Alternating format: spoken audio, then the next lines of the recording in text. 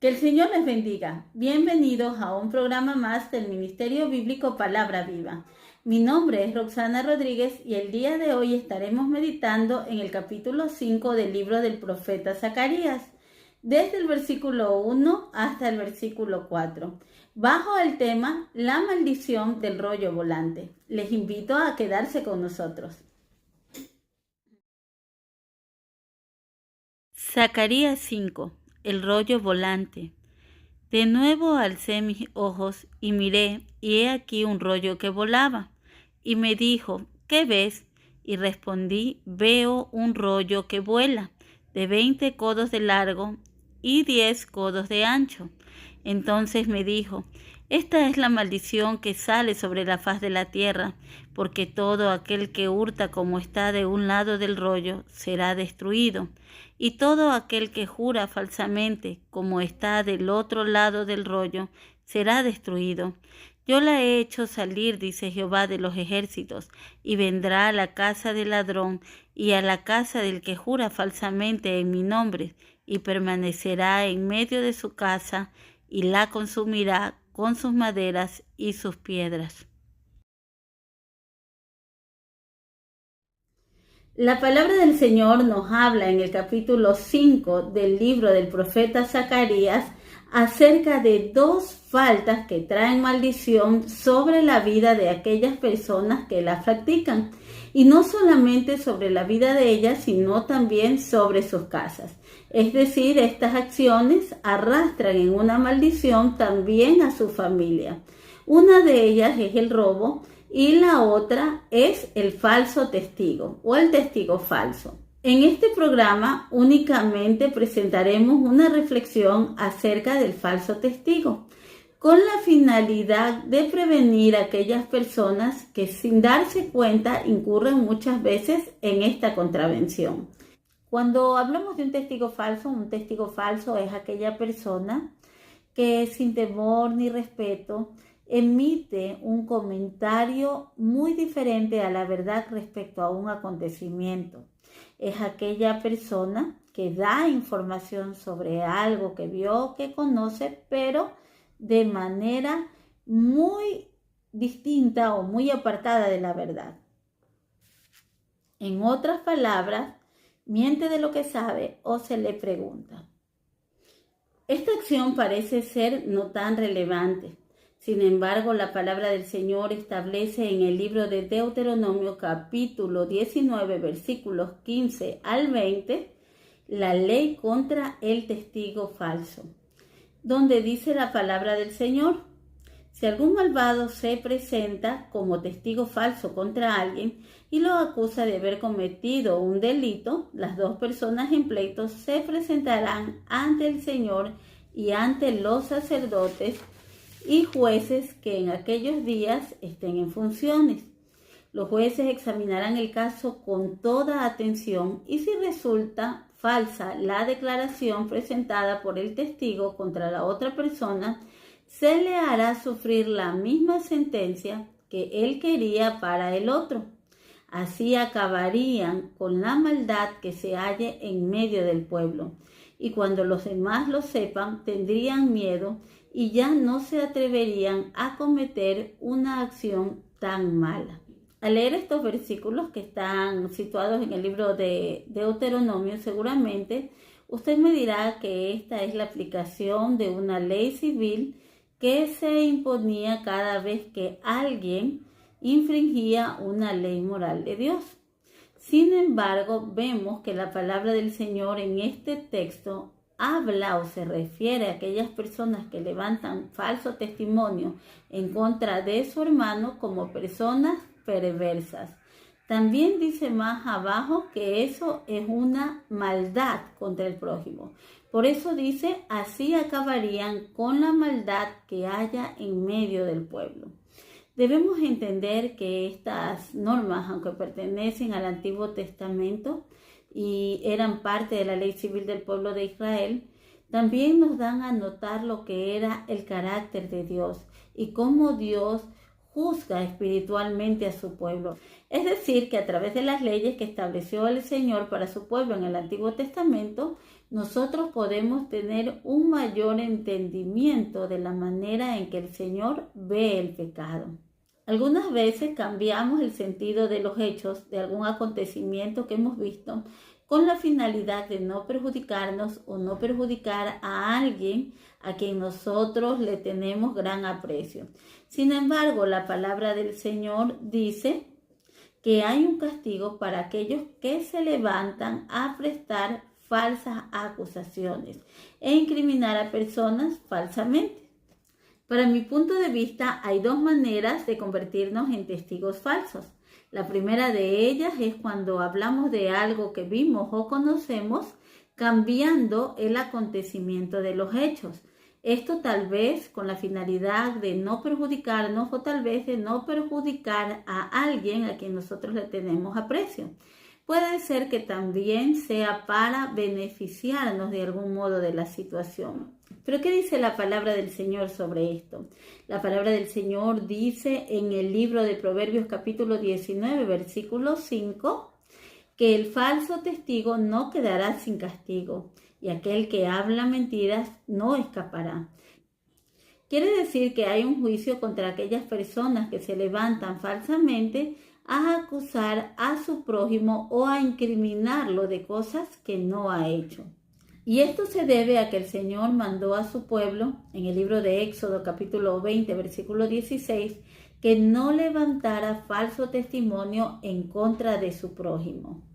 El Señor aborrece al testigo falso que habla mentiras. Y esto lo dice el libro de Proverbios capítulo 6, versículo 19. La segunda manera bajo la cual podemos ser testigos falsos es cuando hablamos de algo que no tenemos conocimiento o no hemos visto con plena seguridad de que así pasó. Y esto muchas veces porque decimos la persona que me lo contó es una persona seria o es una persona confiable. Y esto es muy común en medio del pueblo de Dios. Repetimos muchas veces aquellas cosas que escuchamos asegurando algo que no nos consta, ni de lo cual estamos seguros. Y aunque es lamentable decirlo, muchas veces también repetimos lo que escuchamos para tener algún tema de conversación en medio de nuestros amigos. Pero ¿qué dice la palabra del Señor de esto? La palabra del Señor dice en el libro de Romanos, versículo 3, capítulo 4, antes bien, sea Dios veraz y todo hombre mentiroso. Esto quiere decir que en algún momento de nuestra vida nosotros tendemos a cambiar la verdad. Muchas veces el hombre trata de alinear los acontecimientos de una manera en que sean beneficiosos para nosotros mismos. Manipulamos la verdad conforme a nuestra conveniencia. Y la palabra del Señor dice en el libro de Jeremías, capítulo 17, versículos del 9 al 10, que el corazón del hombre es engañoso y perverso más que todas las cosas. ¿Quién lo conocerá? Solo Jehová que escudriña la mente, solo Jehová que escudriña el corazón para darle a cada uno según sus obras. Con esto podemos entender que no podemos poner las manos al fuego por nadie, ni defender una causa de la cual el Espíritu de Dios no nos ha revelado lo que ha acontecido. Porque el Espíritu de Dios conoce lo profundo del corazón del hombre. La palabra del Señor dice que Él conoce nuestras intenciones, Él nos engaña, Él sabe quién es quién y a su tiempo dará la justa paga. Cuando analizamos la historia de la viña de Nabot en el capítulo anterior, pudimos notar que aparentemente Acab y Jezabel tenían las pruebas necesarias para incriminar a Nabot. Sin embargo, todo había sido planeado por Jezabel.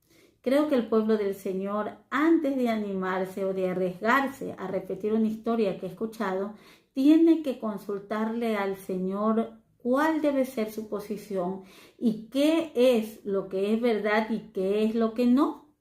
El apóstol Pedro dijo en la primera carta del libro que lleva su nombre, capítulo 3, versículo 16, teniendo buena conciencia para que en lo que murmuran de vosotros como de malhechores, sean avergonzados los que calumnian vuestra buena conducta en Cristo. Las calumnias siempre van a estar en medio del pueblo del Señor. Y aunque usted no lo crea, persiguen más a aquellos que tienen llamado de parte del Señor, aquellos que sirven de corazón al Señor. Sin embargo, el apóstol Pedro dice que nosotros debemos tener buena conciencia. Finalmente, toda la verdad sale a la luz. Pero es muy penoso cuando nosotros nos damos cuenta de que hemos estado repitiendo constantemente una mentira o hemos estado acusando a alguien de cosas que no hizo. Y más allá de lo penoso que pueda ser, nosotros debemos entender algo. La verdad le pertenece al Señor. Siempre en toda situación pueden haber muchas perspectivas que van a depender del pensamiento, de la posición, de la costumbre del hombre. Sin embargo, hay una sola verdad y la verdad le pertenece al Señor. La palabra del Señor nos dice en el libro de Jeremías 23:22 que Él en el secreto le hacía saber la verdad a sus profetas.